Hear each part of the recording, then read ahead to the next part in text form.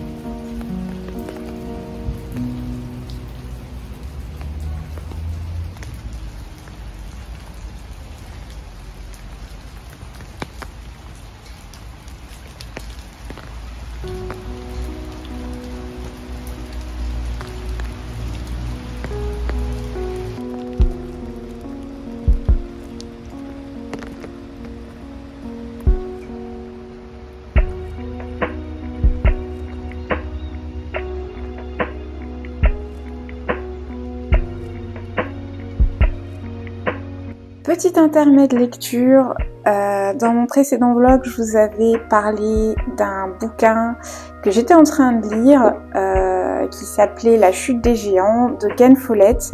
Je vous avais dit que c'était une saga, une trilogie plus précisément, donc de 3 livres, et j'ai attaqué le 2e volume que j'ai déjà bien entamé, j'arrive bientôt à la moitié. Donc c'est un pavé hein, comme le premier, il y a plus de 1000 pages, mais je réitère ce que je vous ai dit, ça se lit sans fin, franchement on ne les sent pas du tout passer. Et du coup celui-ci se passe pendant la Seconde Guerre mondiale. Le premier décrivait des événements qui se déroulaient avant et pendant la Première Guerre mondiale. Et donc celui-ci se déroule une vingtaine d'années plus tard. On suit toujours les mêmes protagonistes et leurs enfants, donc ça se passe une génération après. Et c'est ultra prenant. Donc ça se passe toujours dans 4 pays, en Allemagne, en Russie, en Angleterre et aux États-Unis. Je vais vous lire le synopsis. 1933, Hitler s'apprête à prendre le pouvoir. L'Allemagne entame les heures les plus sombres de son histoire et va entraîner le monde entier dans la barbarie et la destruction. Les 5 familles dont nous avons fait la connaissance dans La chute des géants vont être emportées par le tourbillon de la Seconde Guerre mondiale. Amour contrarié, douloureux secrets, tragédie, coup du sort. Des salons du Yacht Club de Buffalo à Pearl Harbor bombardés, des sentiers des Pyrénées rouges espagnoles à Londres sous le Blitz, de Moscou en pleine évacuation à Berlin en ruine, Boy Fitzgerald, Carla von Ulrich, Lloyd Williams, Daisy Peshkov, Gus Dewar et les autres tenteront de faire face au milieu du chaos. Entre épopée historique et roman d'espionnage, histoire d'amour et thriller politique, ce 2e volet de la magistrale trilogie du siècle brosse une fresque inoubliable. Et du coup c'est de Ken Follett qui, je ne le savais pas, est un auteur à succès qui a vendu des millions d'exemplaires. Donc voilà, j'ai également le 3e volume. Alors autant le premier je l'ai acheté, celui-ci je me suis dit bon je vais l'emprunter à la médiathèque parce que je suis pas du genre à collectionner les livres. Une fois que je les ai lus, je ne les relis pas. Et du coup, voici le 2e volume qui s'appelle Aux portes de l'éternité. Voilà, c'est toujours un gros pavé. Celui-ci fait 1200 pages. Je vous tiendrai informé de ce que j'en pense, mais en tout cas voilà, je suis contente. C'est le 6e bouquin que je lis en 2 mois, sachant que voilà, 1000 pages ça se lit pas facilement, mais je suis assez contente, je suis assez fière de moi. Pour l'instant j'arrive à tenir le cap. La lecture c'est excellent pour la santé mentale, ça stimule aussi les facultés cognitives, ça travaille la mémoire, ça améliore ton vocabulaire et surtout ça te permet de penser à autre chose. Si tu es pollué d'idées noires, eh bien lire l'espace d'un moment, en tout cas ça va te permettre de t'évader. J'ai repris le sport aussi, je fais beaucoup de cardio, beaucoup de HIIT en ce moment. J'essaye de faire à raison d'une journée sur deux. Si vous êtes très stressé, si vous êtes en burn-out, je vous conseille de faire du cardio parce que le cardio est l'un des sports les plus endorphinogènes. C'est-à-dire que c'est l'un des sports qui va induire le plus la sécrétion d'endorphines qui sont des hormones du bonheur. Donc ça va te booster, tu vas te sentir trop bien après et franchement... j'ai repris le running, j'ai repris le HIIT et franchement, même sur mon énergie, sur ma vitalité, il y a un avant et un après. Ça fait 3 semaines, je crois, que j'ai supprimé Instagram parce que ça avait un effet très très négatif sur ma santé mentale, parce que mon feed était exclusivement pollué de l'actualité du moment. Je me suis pas forcément prononcée dessus, mais je pense que vous êtes informés de ce qui se passe en Palestine et en fait je me suis rendu compte que ça me stressait énormément, que ça aggravait mes insomnies, que ça me faisait faire des crises d'angoisse. De ce fait-là, je me suis dit qu'il fallait que je mette un terme à Instagram. Ça fait plus de 10 ans que j'ai cette application et que je n'ai pas fait de détox. Donc je m'étais dit que ça me ferait pas de mal. Et c'est vrai que depuis que je l'ai désinstallée, ça va tellement mieux. Et puis concernant l'actualité, j'ai pas forcément envie de m'attarder sur le sujet. Vous connaissez mes positions, j'ai déjà posté du contenu sur cette thématique-là. Moi, ce qui me consterne et ce qui me révulse au plus haut point, c'est le 2 poids 2 mesures que l'on voit dans les médias mainstream.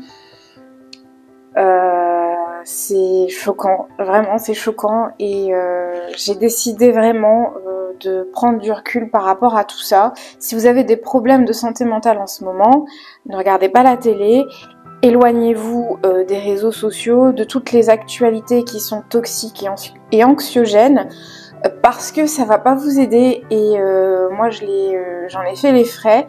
De toute façon, les informations viendront à vous d'une façon ou d'une autre. Vous n'avez pas besoin d'être constamment devant votre télé ou devant votre téléphone pour être informé.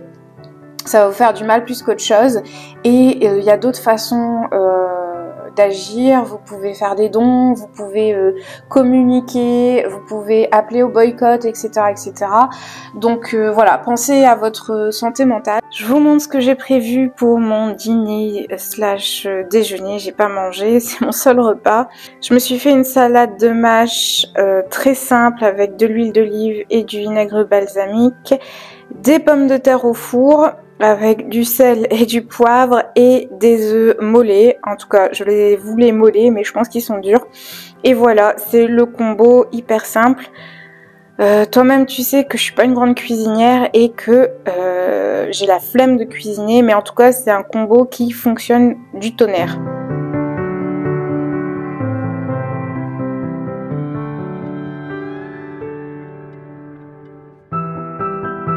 Je m'étais dit que ce serait sympa de vous montrer les backstage de ma chaîne YouTube, sachant qu'on me demande souvent combien d'argent je gagne grâce à YouTube.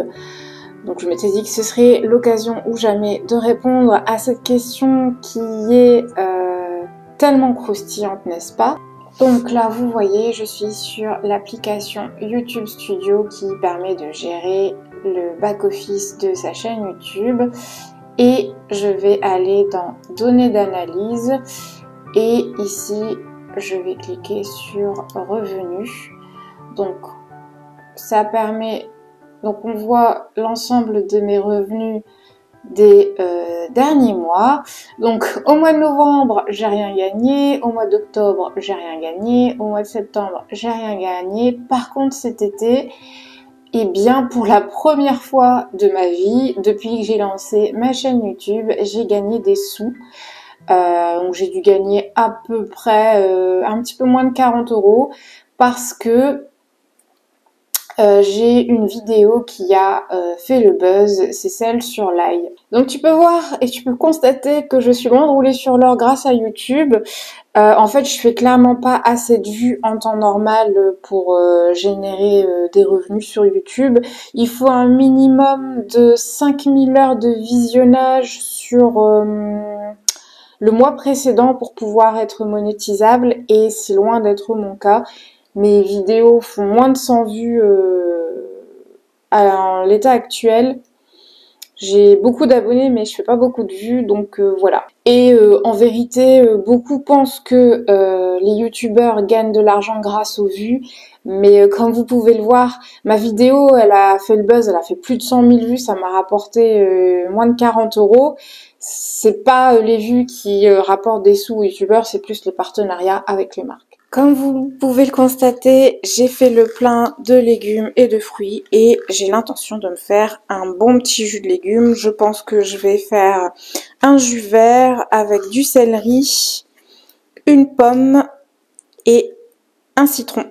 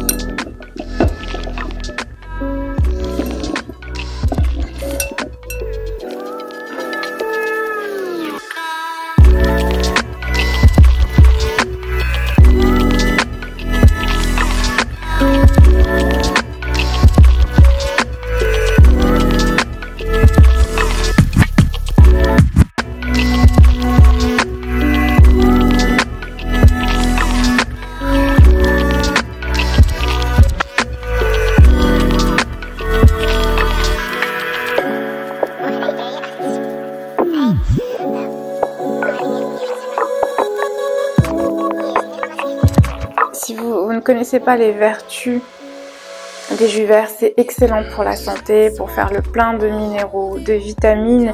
C'est mieux que les compléments alimentaires parce que c'est sous forme liquide, ça s'assimile très vite, ça nécessite très peu d'énergie à l'organisme pour le digérer et les nutriments qui sont contenus dedans sont très assimilables. Contrairement aux compléments alimentaires dont la majorité sont très peu biodisponibles, c'est-à-dire qu'ils s'assimilent très peu dans l'organisme.